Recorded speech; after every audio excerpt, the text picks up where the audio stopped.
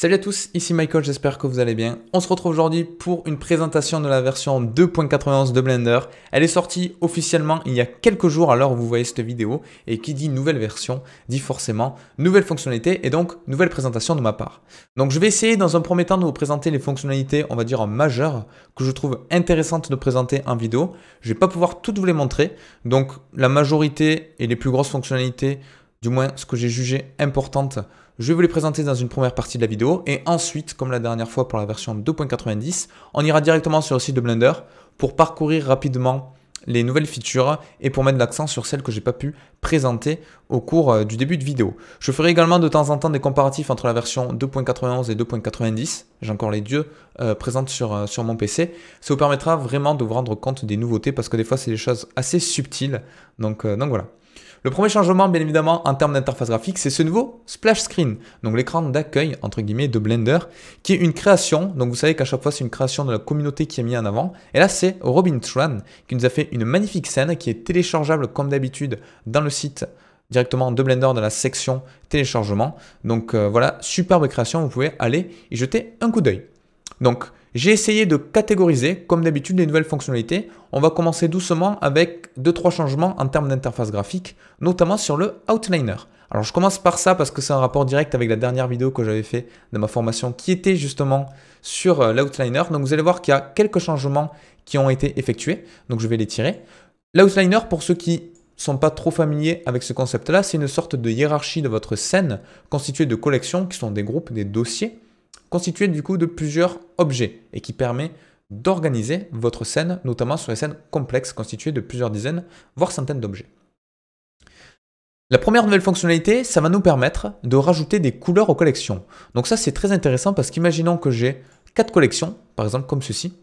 Ma collection numéro 1, je peux faire un clic droit et je peux lui assigner un code couleur. Donc je vais mettre par exemple celle-là en rouge, l'autre je vais le mettre en orange, l'autre en vert et l'autre en jaune. Alors on peut se dire, je vois pas trop l'utilité. Eh bien, ça va être très utile pour organiser vos scènes et pour avoir de manière intuitive, au premier coup d'œil, savoir dans quelle collection appartient un objet pour différentes manières. Déjà, on peut s'organiser sur des choses, on va dire, physiques. Par exemple, je peux dire, dans ma scène, tout ce qui va avoir un rapport avec la verdure, des arbres, de l'herbe, je vais le mettre dans la collection qui a le code couleur vert. Donc ça peut être très intuitif. Tout mon mobilier, je vais le mettre dans du marron. Tout ce qui a un rapport avec les éclairages, je vais le mettre dans le jaune. Donc d'un simple coup d'œil, on peut voir directement l'appartenance des objets avec un autre élément supplémentaire, c'est ce petit liseré sur le côté rouge. Si je vais dans l'ancienne version de Blender, donc déjà, si je fais des clics droits, je ne peux pas rajouter de couleur. Et si je crée plusieurs collections et que je les décale par exemple, je ne peux pas voir quel objet rapidement appartient à quelle collection parce qu'on n'a pas de code couleur, on n'a pas de liseré sur le côté. C'est très difficile à savoir l'appartenance d'un objet à une collection, alors que dans la nouvelle version, le liseré va prendre la couleur de l'objet. Par exemple, si je vais dans la collection 3 et que je rajoute voilà, un cercle et une icosphère et que je les décale, on voit directement le liseré vert à côté. Donc je peux facilement savoir quel objet appartient à quelle collection. Donc ça, c'est très important. Également, on a quelque chose qui nous permet d'indiquer l'état de mon objet. Je m'explique. Là, je sélectionne par exemple ce cube et cette icosphère. On n'a aucun indicateur sur le côté, donc on considère que l'on est en Object Mode par défaut. Si j'appuie sur Tabulation et que je passe du coup en mode Édition, on voit qu'on a le petit logo Edit Mode à côté. Donc on peut facilement voir quel objet est en cours d'édition. Ça, c'est notamment pour les personnes qui ont la fâcheuse tendance de ne pas renommer vos objets. Vous pouvez directement voir dans une scène complexe quel objet est édité en temps réel. Donc ça, c'est très pratique. On a également possibilité maintenant de transférer des modifiers directement d'objet en objet à partir de l'Outliner. Donc ça, c'est une nouveauté à 100%. Si je sélectionne mon cube, par exemple, que je vais ici dans la petite clé molette et que je rajoute un Subdivision Surface, voilà, et que je mets 3 en Local Viewport, je peux dérouler ceci. Là, j'ai bien modifier. Je peux déplacer soit tous les modifiers, soit en sélectionner un précis, Subdivision par exemple, et je peux le glisser et le rajouter par exemple sur mon icosphère et du coup j'aurai bien la subdivision qui s'applique également ici. Donc malgré tout, les deux modifiers sont indépendants. Donc si je vais sur mon icosphère et que je change le level viewport à 1, il ne va pas me le rechanger sur ma sphère qui à l'origine possédait le modifier. Donc c'est deux modifiers indépendants, mais facilement en faisant du glisser-déposer, je peux manipuler les modifiers comme ceci. C'est très pratique et très intéressant. Donc voilà, on a à peu près fini pour la partie Outliner. Ensuite, on a pas mal de modifications au niveau du boolean. Donc le boolean, c'est quelque chose sur lequel j'ai toujours dit qu'il pouvait y avoir des améliorations parce qu'on avait différents soucis sur cette fonctionnalité-là. Pour ceux qui ne connaissent pas, le boolean permet de faire des opérations un petit peu, on pourrait comparer ça à ce qu'on voit en mathématiques avec la théorie des ensembles, tout ce qui est différence, union, intersection. On peut faire pareil en 3D dans Blender. Donc c'est très utile notamment lorsqu'on fait de la modélisation hard surface pour faire des différences entre les objets par exemple. Donc là, je vais rajouter un cube que je vais décaler et je vais un petit peu le modifier. Et vous allez voir qu'on a un changement assez flagrant sur ce système-là de boolean et qui est très intéressant. Moi, ça m'a permis de résoudre certains problèmes que j'avais sur certaines de mes scènes avec des booleans qui ne fonctionnaient pas correctement. Donc là, je fais rapidement voilà, une modélisation qui ressemble à ceci. Je vais l'introduire un tout petit peu dans mon cube. Et maintenant, je vais vouloir faire la différence entre les deux. Donc, je vais dupliquer. Comme ça, je vais vous montrer la différence entre l'ancien algorithme de booléen et le nouveau. Les deux sont toujours présents dans Blender. Pourquoi? Parce que l'ancien reste quand même plus rapide.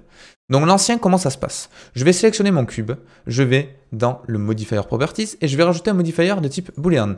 Par défaut, donc, on a un nouveau item qui s'appelle Solver. On a fast et exact. Par défaut, il va vous cliquer exact qui est le nouveau système. Moi, je vais faire fast. Là, c'est l'ancien système de boolean. Et je vais sélectionner cet objet-là pour faire une différence. D'accord? J'ai bien mis différence, on est d'accord. Donc maintenant, je vais sélectionner mon second cube.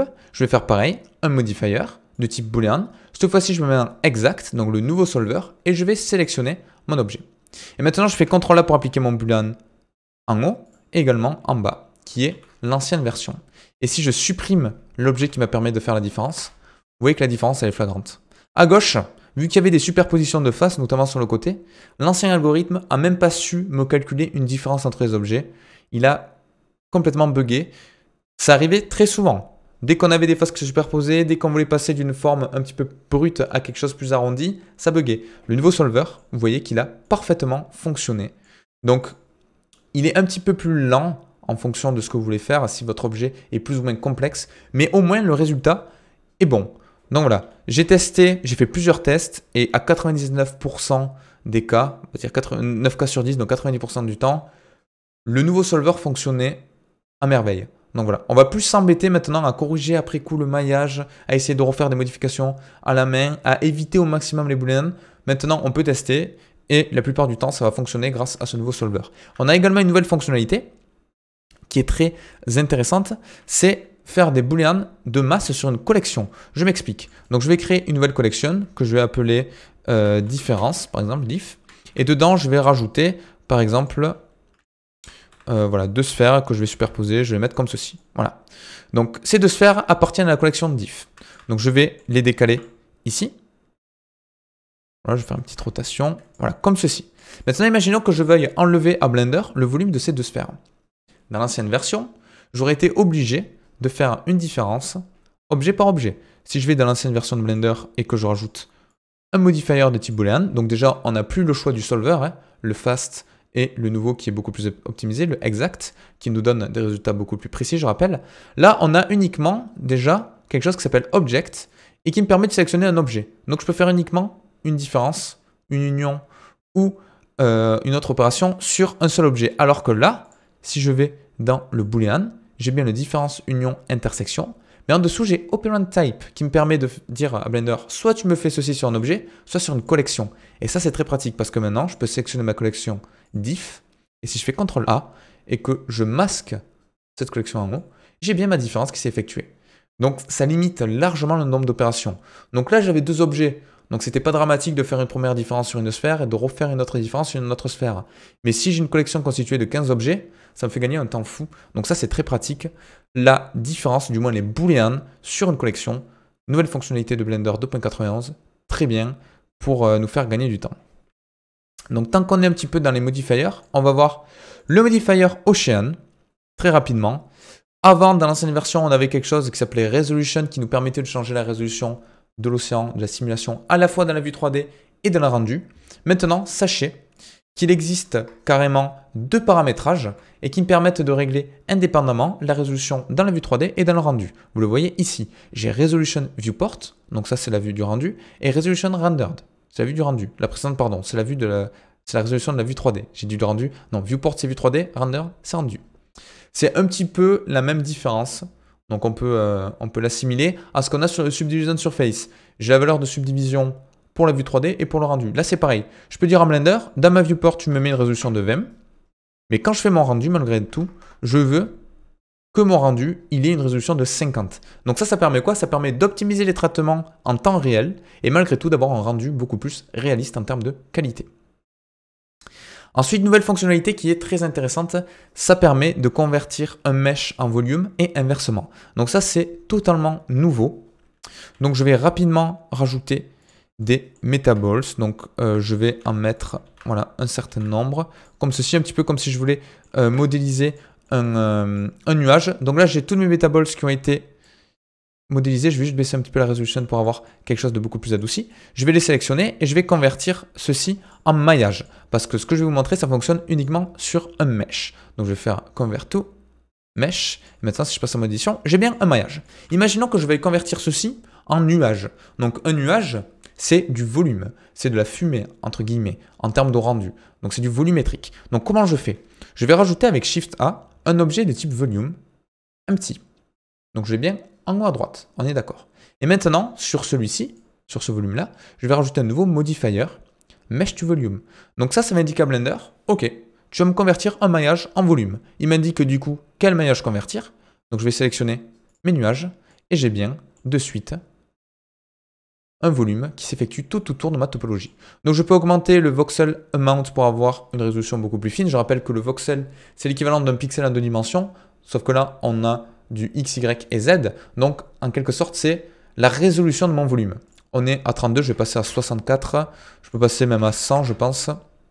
Et du coup, on a quelque chose qui va être beaucoup plus proche de mon volume. Je peux tout simplement désactiver l'affichage de mon nuage précédent et on voit que à l'intérieur de mon objet, j'ai bien du volume. Je peux cliquer ici sur Fill Volume pour activer ou non le remplissage de celui-ci. Donc ça également, c'est très pratique.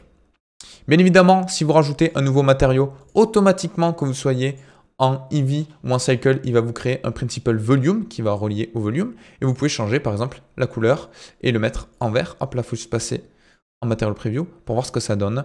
Et comme d'habitude, je peux voir le rendu en temps réel. En activant ou désactivant le Fill Volume, on peut avoir des rendus assez sympas. Je vais repasser sur du blanc quand même pour avoir quelque chose de standard, on va dire.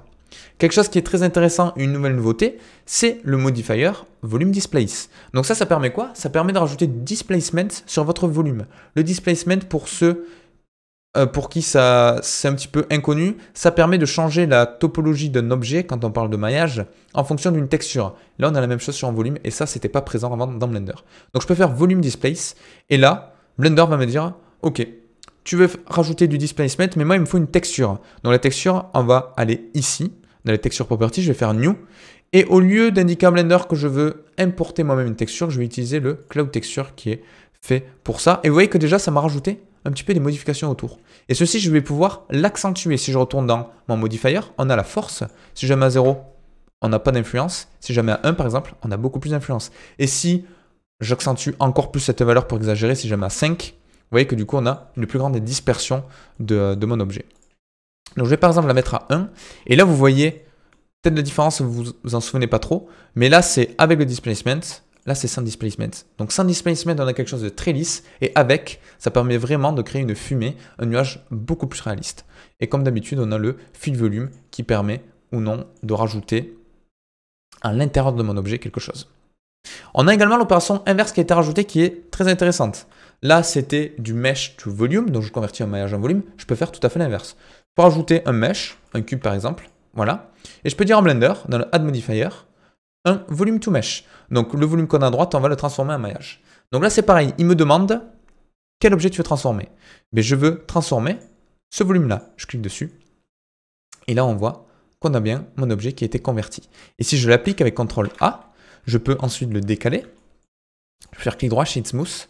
Et je peux même rajouter du Subdivision Surface. Ça prend un petit peu de temps parce que du coup, on commence à avoir une topologie assez dense. Mais une fois qu'il est appliqué, vous voyez, on peut avoir des effets vraiment très sympas en convertissant un volume en mesh. Donc voilà, ça c'est une fonctionnalité phare de cette nouvelle version, pardon, et qui est très intéressante. Donc ensuite, on a quelque chose qui permet de convertir une image en maillage. Alors là, vous allez vous dire, c'est magique. Pas tout à fait en maillage. En Grease Pencil, dans un premier temps, il faut faire quelques étapes supplémentaires pour obtenir un maillage. Alors comment ça se passe? C'est un petit peu le même principe qu'une vectorisation. Pour ceux qui sont familiers avec le concept, convertir une image bitmap, donc avec des pixels, en vecteur. Là, c'est un petit peu pareil. Je vais prendre une image en noir et blanc, c'est très important. Ils ont précisé dans le patch note que pour le moment, ça fonctionnait uniquement avec du noir et blanc. À voir si par la suite, ça prend en compte les couleurs, mais pour le moment, c'est uniquement du noir et blanc. Donc moi, j'ai pris ce logo. Voilà, c'est un des premiers que j'ai trouvé sur Internet en tapant le logo noir et blanc. Vous l'aurez reconnu, c'est le logo de Batman. Voilà. Pour le moment, il ne s'est rien passé de mes particuliers. J'ai mon image qui a été importée, puis voilà. Mais si je sélectionne cette image, j'ai une nouvelle fonctionnalité. Si je vais dans Object, qui s'appelle Trace Image to Grease Pencil. Et si je clique dessus, on se dit c'est un petit peu bizarre, ça l'a superposé, parce qu'en fait j'ai deux objets un sur l'autre, je peux sélectionner mon plan et le supprimer. Et là j'ai ceci, et si je passe en mode édition, c'est la magie, je peux vraiment éditer mon objet. Il m'a converti mon noir et blanc en enlevant tout le blanc de mon objet et en disant, lors de la conversion, que tout ce qui était noir, il devait le convertir en Grease Pencil. Donc ça c'est très pratique. Donc j'ai ceci. Maintenant, imaginons que je veuille le convertir en maillage. On a deux étapes supplémentaires à faire et on va perdre quelques informations. Comment je fais? Donc je vais passer en Object Mode. Donc ça, je vous le montre parce que je pense que ça va en intéresser certains. Je fais Object, Convert to, Polygon Curve. En haut à droite, j'ai toujours mes deux objets, donc je peux désactiver le Grease Pencil. Vous voyez que là, on a perdu l'information de remplissage. On va l'appeler comme ça. Maintenant, je passe en mode édition. Je vais par exemple enlever certaines choses juste après. Maintenant, si je fais Object, je peux faire du Convert to et cette fois-ci, je peux aller en Mesh. Et maintenant, je peux sélectionner par exemple ces deux lignes d'arête, continuité, faire X Edges, sélectionner tout ceci, faire F et par exemple une extrusion. Et là, on a notre logo qui avait été importé par défaut sur une image. Et là, je pense à tous les graphistes par exemple qui travaillent sous Photoshop ou Illustrator et qui ont des designs en 2 dimensions. Vous allez pouvoir les importer directement dans Blender et convertir automatiquement, du moins avec quelques étapes, mais vous avez vu que c'est très rapide, en maillage vos dessins et vos designs. Donc ça, c'est très intéressant. Ensuite, nous avons d'autres fonctionnalités. Une fonctionnalité qui est assez minime, mais que je peux vous présenter rapidement. On va dire que ça me permet de vous montrer qu'elle est là. Si je vais dans le Shader Editor, je vais juste rajouter une image ici, donc une texture de bois par exemple, voilà, que je vais relier à ma color. Normalement dans ma vue 3D, je devrais l'avoir, ok. Et tout va se passer dans le UV Editor. Avant, dans le UV Editor, j'avais pas ce petit panneau ici, qui nous rappelle étrangement l'overlay qu'on a dans la vue 3D. C'est pas pour rien, c'est parce que également là, ça nous permet d'activer ou désactiver l'overlay. Donc sans overlay, j'ai ma texture qui du coup possède pas une couleur désaturée avec un filtre blanc par-dessus qui est rendu un petit peu ici, dû au fait qu'on ait une sélection de face. Donc maintenant, je peux activer ou désactiver l'overlay et je peux paramétrer ceci. Par exemple, l'opacité de mon UV sur mon image. Donc ça, c'est très intéressant. Et également, le display stretch. Donc ça, c'est une fonctionnalité qui est excellente et qui vous permet, notamment quand vous débutez vos UV, de savoir si ils sont bien réalisés, s'il n'y a pas d'étirement. Je m'explique. Là, si je décale ici, vous voyez qu'on passe d'un bleu foncé à quelque chose de clair et ça, c'est pas correct. Et on s'en aperçoit bien ici sur ma vue 3D, on a notre texture qui est étirée du coup, à l'endroit où on a quelque chose qui est incorrect. Et si je me mets ici, on a bien quelque chose qui est correctement réalisé. Donc cette fonctionnalité-là, qu'on appelle le stretch, donc étirement de ma texture, elle était présente avant également, mais il fallait le chercher dans des sous-menus. C'était pas très intuitif, maintenant elle est directement présente ici sur tout ce qui est overlay. Vous les avez présents dans un panneau à part, donc ça c'est très pratique et très intéressant dans cette nouvelle fonctionnalité de Blender. Maintenant, on va passer un petit peu sur l'interface graphique, un petit peu plus sur tout ce qui est recherche dans Blender. Donc, vous avez peut-être remarqué depuis le début de la vidéo ceci. Ceci, c'est très intéressant. C'est un nouveau panneau de recherche présent directement dans mon Properties. Imaginons que je sois ici, dans le Render Properties, il y a beaucoup de fonctionnalités qui sont présentes là, et parfois on s'y perd un peu. Vous voyez tous les sous-menus qu'il y a. C'est hallucinant parce qu'il y a beaucoup de fonctionnalités qui se rajoutent au fur et à mesure. Et du coup, pour s'y retrouver, c'est un petit peu galère. Maintenant, je peux directement chercher ici. Imaginons que je vais chercher toutes les propriétés qui me permettent de modifier l'éclairage. Je vais taper Light. il me surligne le groupe, la catégorie qui possède un light à l'intérieur. Donc là, par exemple, volumetric lighting. Shadow, j'ai bien du light threshold. Donc il va me le surligner. Et également les catégories qui possèdent le mot light à l'intérieur. Donc ça me permet rapidement de sélectionner quelque chose. Si je fais du subsurface scattering, je ne sais plus où est-ce qu'il est présent, il me le surligne automatiquement. Si je veux chercher samples, voilà, il me met tous les paramétrages qui possèdent des samples. Donc ça, c'est très intéressant. Et également, la recherche dans la vue 3D de Blender a été améliorée. Donc comment on active la recherche? Ça touche F3. Si je vais dans l'ancienne version et que je veux chercher par exemple cube, mais que j'inverse les lettres en tapant au clavier, que je tape QEB, il ne me trouve rien du tout. Alors que c'est juste une faute de frappe en inversant de lettres. Maintenant, dans la nouvelle version, si je fais exactement la même chose, F3, et que je tape QEB, il me trouve cube.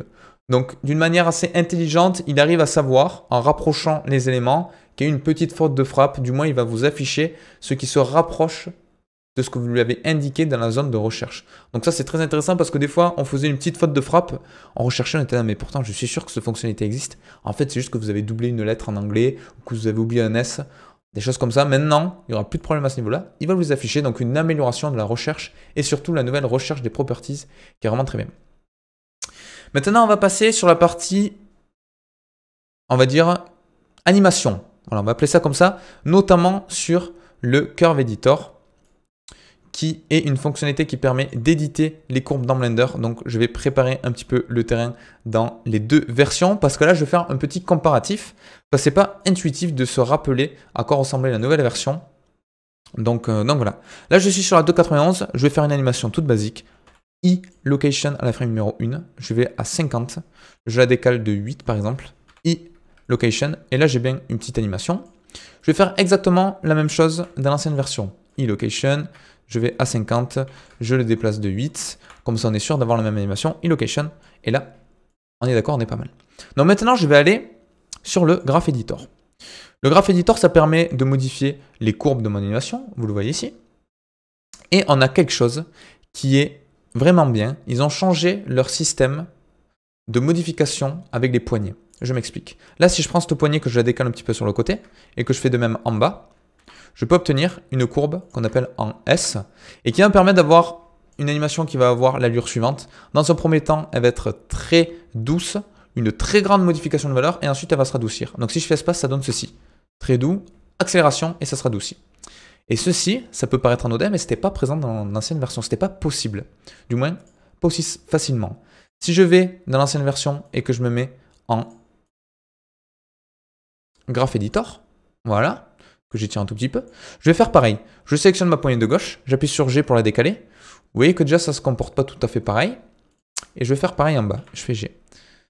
Vous voyez que la courbe en S est beaucoup moins brute. Si je fais espace, on a un changement de position quasiment adouci tout le temps. Pourquoi? Parce que l'ancien système, il va essayer de faire un poids, donc une sorte de division pour avoir un ratio entre ce que j'ai bougé dans la poignée d'en haut et d'en bas, et du coup il va m'adoucir tout ça. Alors que dans le nouveau système de calcul, il va considérer, Blender, que si j'étire et que je rajoute de la force sur les deux poignées, mais du coup, on va devoir réajuster l'allure de la courbe. Donc, je ne sais pas si c'est très explicite mes explications, mais au moins la courbe, vous voyez visuellement ce que ça donne. En faisant la même opération, je ne peux pas faire pareil dans l'ancienne version. Si je déplace par exemple cette poignée, plutôt qu'écraser le milieu avec la jonction des deux paramétrages, il va me l'étirer. Et du coup, je ne peux pas du tout obtenir le résultat que je souhaite. À chaque fois, il va me les radoucir. Alors qu'avec l'ancienne version, c'est possible. Et également, une nouvelle fonctionnalité qui est très intéressante et qui, des fois, faisait casser la tête quand on travaillait là-dessus, c'est l'insertion d'une keyframe qui ne va plus modifier l'allure de la courbe. Je m'explique. Là, je suis dans l'ancienne version de Blender. Je fais I sur mon objet. Location. Regardez bien l'allure de la courbe ici à l'intersection. Vous voyez, il me l'a complètement modifié. Alors ça, on ne comprenait pas trop pourquoi, il y en avait beaucoup qui s'en plaignaient. Mais c'est parce qu'en fait, il va rajouter une courbe qui va essayer d'interpoler, mais ça me brise complètement le rythme de mon animation. Alors que maintenant, je fais la même opération, I, location, aucune modification sur la courbe. Donc il m'a rajouté un point, il m'a rajouté une keyframe, sans modifier l'allure globale de la courbe, et ça, c'est vraiment excellent. Donc voilà, ça c'était pour les modifications en ce qui concerne l'animation. On a bientôt fini, maintenant on va passer à la sculpture. Donc je vais aller un petit peu plus vite parce que c'est pas mon domaine de prédilection. Donc je vais rapidement faire un cylindre. On s'y attendra un petit peu plus sur le site de Blender, c'est très bien expliqué. je vais supprimer ces deux faces là. Je vais étirer un petit peu cette taille et je vais faire du Subdivision Surface que je vais mettre à 3 et je vais appliquer, clic droit, Shade Smooth. Voilà, donc maintenant si je vais dans Sculpt Mode, on a différents items qui sont nouveaux à gauche. On a par exemple ceci, le Close Filter, qui me permet maintenant de jouer sur la physique de mon objet. Donc là par exemple je suis en Gravity, donc si je clique dessus, vous voyez, il va, quand je peins en fait, il va modifier la gravité de mon objet en fonction de mes déplacements. Mais j'en ai plusieurs. J'ai par exemple du Scale qui va permettre de changer l'échelle, vous voyez, qui permet du coup d'obtenir des rendus assez sympas. Et tout ceci maintenant, donc c'est très explicite avec le Gravity, on peut le faire également avec le Pinch lorsqu'on tire quelque chose, mais on a quelque chose qui s'appelle Use Collisions et qui va me permettre d'activer la collision avec l'environnement. Ça c'est très pratique, c'est mis en avant sur le site. Imaginez que vous êtes en train de peindre un vêtement sur un mannequin qui a dessous, le mannequin va rajouter de la collision et du coup vous passerez jamais à travers, du moins ça va vous aider à peindre le close d'une manière beaucoup plus dynamique, beaucoup plus propre. Donc là si je rajoute par exemple un cube que je mets en dessous, voilà, j'étire un petit peu sa taille pour avoir quelque chose d'aberrant et que ça fonctionne correctement. Très important, ne pas oublier dans le Physics Properties et d'activer les collisions sur ce cube-là. Et maintenant, si je retourne dans mon vêtement, que je fais du sculpt, voilà, et que je vérifie bien d'activer le Use Collision, si je déplace mon objet, vous voyez, au moment où il rentre en collision avec mon cube, il va bien y avoir une collision. Vous voyez que ça remonte ici. Donc c'est un petit peu plus flagrant si je me mets en mode Gravity. Voilà, vous voyez, on a une belle collision qui s'effectue entre mon close et mon objet en temps réel quand je sculpte. Donc ça, c'est très pratique. C'est vraiment très pratique. J'ai également plusieurs modifications qui ont été apportées à l'interface à ce niveau-là.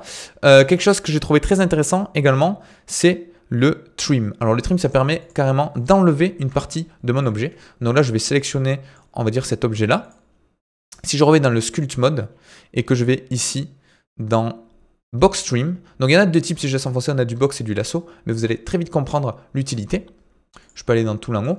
Donc par défaut, on est en différence, et si je sélectionne par exemple ceci, automatiquement, vous voyez, il m'enlève une partie de mon objet. Et ce qui est très pratique, c'est que si je vais dans Symétrie, je peux indiquer à Blender de faire une symétrie gauche par rapport à droite. Là, si je fais ceci, forcément, on part du moins X, donc il va partir de gauche, mais du coup, si je fais mon vide à gauche et que je fais un Symmetrize, il me symétrise, je ne sais pas si le mot français existe, mais il fait une symétrie de mon objet de manière à avoir la même chose à gauche et à droite en X et Y. Je peux faire l'inverse, plus X, moins X si je fais les modifications à droite et du coup il appliquera de l'autre côté. Donc on a pas mal de modifications à cet endroit-là. On a de l'union, on a du join qui est en fait l'opération inverse, c'est-à-dire qu'il va me rajouter carrément de la topologie. Vous voyez, donc là c'est une topologie que je peux sculpter, qui peut être assez intéressant. Et on a ceci avec le lasso. Donc le lasso, si je me mets en mode différence, je peux dessiner à la main quelque chose qui ressemble à ça. Il fait une projection, il me le découpe et je peux refaire un Symmetrize par exemple si je veux aligner de gauche à droite mon objet. Donc voilà, beaucoup de modifications sur le close, je ne peux pas m'y attarder parce que sinon ça prendrait vraiment trop de temps. Là je vois que ça fait déjà 28 minutes que je suis en train d'enregistrer la vidéo. Donc on va rapidement passer, hop là, le site de Blender. Donc je mettrai le lien dans la description pour télécharger la nouvelle version bien évidemment, ainsi que pour voir le dernier patch notes. Donc voilà, on commence tout de suite avec ce que je viens de vous montrer, la collision sur les closes. Là, vous voyez, exemple typique, la personne qui a fait de Blender, qui a fait la vidéo, il nous montre qu'en ayant un maillage dessous, il peut activer la gravité, peindre tranquillement sans se soucier des collisions. Et du coup, on a quelque chose de beaucoup plus réaliste, beaucoup plus propre avec ça. Donc là, le trim que je viens de vous montrer, qui permet de découper les objets. Donc moi, je vous ai montré ça sur une forme assez simple.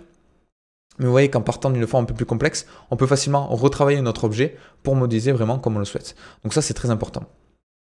More Than Just a Trim vous indique que vous pouvez, en plus du trim, d'enlever du volume, en rajouter. Donc vous voyez là, il dessine à la main avec l'outil lasso une sorte de logo de Blender. Et du coup, il a facilement rajouté de la topologie à cet endroit-là. Donc ça, c'est très intéressant.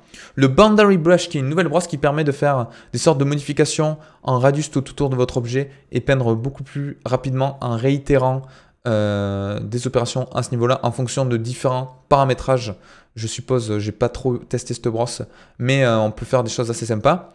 La Pose Close également, d'autres modifications à ce niveau-là, bien évidemment. Beaucoup sur le Sculpt Mode. Vous voyez, tout ceci, c'est pour le Sculpt Mode. Donc il y a vraiment beaucoup de modifications. La nouveauté sur les booleans que je vous ai présenté, donc on a le Fast et le Exact. Vous voyez que le Exact, ça creuse bien dans l'objet, alors que le Fast, ça fonctionne pas trop, il y a des superpositions, ce qu'on appelle de l'overlapping de face qui va le faire clignoter. Donc, en gros, pour synthétiser ceci, pour le boolean. Quand est-ce que je choisis l'exact ou le fast? Ben, dans un premier temps, vous pouvez le faire en fast. Si le résultat est correct, ben, tant mieux parce qu'il est plus rapide. Et si on obtient un bon résultat, tant mieux. Mais si on voit que ça bug un petit peu, passez en exact. L'exact va demander un petit peu plus de ressources, un petit peu plus de temps de calcul, mais forcément, le résultat sera plus performant. C'est un nouveau algorithme qui sont développés pour cette version, donc c'est assez sympa. Vous voyez par exemple le use collection as boolean, qui est très pratique et qui permet du coup de faire des booleans sur une collection, donc à partir d'une collection du moins, qui est assez sympa. On a le custom curve bevel, donc ça c'est ce que je vous ai montré, vous pouvez modifier en temps réel les courbes. Vous voyez que là du coup, on a des choses vraiment intéressantes en termes de rendu. Chose qui n'était pas possible avant. Le volume to mesh, alors eux ils ont fait un exemple vraiment sympa. Ils convertit une sorte de tornade qui est par défaut en volumétrique. Donc là vous voyez c'est uniquement une simulation de volume. Il va le convertir en mesh et du coup on peut obtenir quelque chose qui est vraiment très sympa, qui donne un effet artistique qui est vraiment cool je trouve. Et là je pense qu'on va avoir des créations qui vont être très intéressantes à ce niveau-là grâce à cette nouvelle fonctionnalité. Donc volume mesh et également mesh to volume. Donc vous voyez, là, ils font un petit peu comme moi. Ils ne sont pas partis de Metaball, je pense. Ils ont dû le sculpter. Mais pareil, il vous indique que vous pouvez facilement rajouter du volume sur un maillage et obtenir un rendu très sympa. Donc vous voyez, là, on voit très bien l'utilité du displacement. Donc pas de displacement. Et avec le displacement, on peut rajouter de la randomness, de l'aléatoire autour. Donc ça, c'est très bien. Donc l'importation d'un logo pour le convertir. Donc Yo Frankie qui était un film d'animation réalisé avec Blender. Donc là pareil, il convertit. On a différents settings en bas à gauche que je ne vous ai pas montré, mais c'est du classique, hein, notamment pour changer l'échelle. Et de suite, vous voyez, il a le Grease Pencil qui a été généré à partir d'une image. Donc ça c'est très pratique. Vous ne vous rendez pas compte, mais c'est un temps de gain considérable parce qu'avant, souvent, on ne pouvait pas vectoriser. Donc on faisait point par point, on essayait de relier en superposition. Donc voilà. Donc de nouveau, the new Holdout option in material to paint all in stroke in fields. Donc ça c'est pour tous ceux qui font de la peinture sur Blender. On est toujours dans le Grease Pencil. Donc quelques modifications à ce niveau-là, vous pouvez les regarder. Les nouveaux systèmes de recherche qui sont très sympas. Donc d'ailleurs, CTRL F, je pense que c'est un nouveau raccourci. Je vais l'essayer de suite. Alors je sais pas comment ça fonctionne, CTRL F. Moi j'utilise F3. Hein. Pour rechercher. Ah, c'est peut-être du coup dans la partie de droite. Je suppose que si je suis ici, que je fais un contrôle. Alors là, je suis dans l'ancienne version, donc forcément, ça va pas fonctionner. Hop là. CTRL F à droite, voilà. Donc quand vous êtes ici, c'est un petit peu le même CTRL F que ce qu'on a dans les navigateurs internet. Je suis par exemple là, plutôt qu'aller en haut et rechercher ma fonctionnalité, je peux faire CTRL F et si je tape Light, il me l'affiche directement. Donc c'est évite d'aller chercher à chaque fois dans ce qu'il y a ici. Donc vous voyez, il y a différents raccourcis clavier qui existent pour la recherche que je ne connais pas encore parce que c'est tout nouveau. Typo welcome, donc vous voyez, pareil, si vous inversez, qu'au lieu de taper RGB, vous tapez BRG, il va vous l'afficher. Donc pas mal de modifications à ce niveau-là. Alors ça, c'est très intéressant. Je n'ai pas pu vous le montrer parce que c'est assez long, mais j'ai téléchargé le fichier. Donc je vais pouvoir vous le montrer en temps réel. Donc si je fais Open, il est ici. Voilà. Les chaînes, si je fais espace, que je lis mon animation, vous voyez que là, mon animation, d'une manière dynamique, on n'a pas de problème de collision. Vous pouvez me dire, c'est peut-être normal, mais ça, avant, c'était très difficile. Si j'ouvre exactement le même fichier avec l'ancienne version de Blender, vous allez voir que le résultat, c'est pas le même. Je fais Entrée. Vous voyez, il n'y a que mes maillons qui tournent, ceux qui sont liés ne sont pas du tout impactés par la physique. C'est le même fichier Blender, je n'ai rien changé. Donc en fait, ce qu'ils ont fait, c'est qu'ils ont amélioré le système de rigid body quand il est complexe. Ça vous permet de créer une sorte de hiérarchie entre les formes et d'influencer tout ceci avec une animation qui est vraiment très intéressante. Donc vous pouvez télécharger ici dans Download the Chain Demo le fichier associé. C'est vraiment pas mal. Ensuite, Stay Organized, c'est ce que je vous ai montré au début avec le Outliner. On peut créer des couleurs, on peut déplacer les modifiers directement à partir de ceci. Il y a plein de nouvelles modifications. Ah voilà, ça c'est ce que j'essaie de vous expliquer avec la courbe en S. Dans l'ancienne version, vous voyez, en déplaçant ces petites poignées, on ne pouvait pas écraser cette modification. On ne pouvait pas, tout simplement, c'était impossible. Maintenant, on peut parce qu'ils ont changé leur système et on voit directement la différence. Avec Blender 2.91, on peut faire une sorte d'accélération au milieu avec ma courbe, alors que dans la 2.9, ce n'est tout simplement pas possible. Stay in shape, donc petit jeu de mots, mais tout ça pour dire que l'insertion d'une keyframe au milieu d'une courbe ne va pas changer son allure, tout simplement. Donc ça, c'est très pratique dans la nouvelle version, alors que dans l'ancienne, ça allait tout nous casser. Donc c'est un petit peu bizarre comment ils ont fonctionné. Ensuite, il y a quelques modifications qui sont un petit peu moins importantes, mais que vous pouvez aller lire tout ceci. Donc, beaucoup de modifications sur cette nouvelle version. J'espère que ça vous aura plu. Il y a beaucoup d'informations. 35 minutes. J'espère que vous ne serez pas endormi devant la vidéo. Je vous laisse tester tout ça. C'est gratuit. C'est sorti il y a quelques jours en téléchargement. Donc, il n'y a pas de souci à ce niveau-là. Et je vous dis à la prochaine pour la suite de la formation, je pense. Ciao!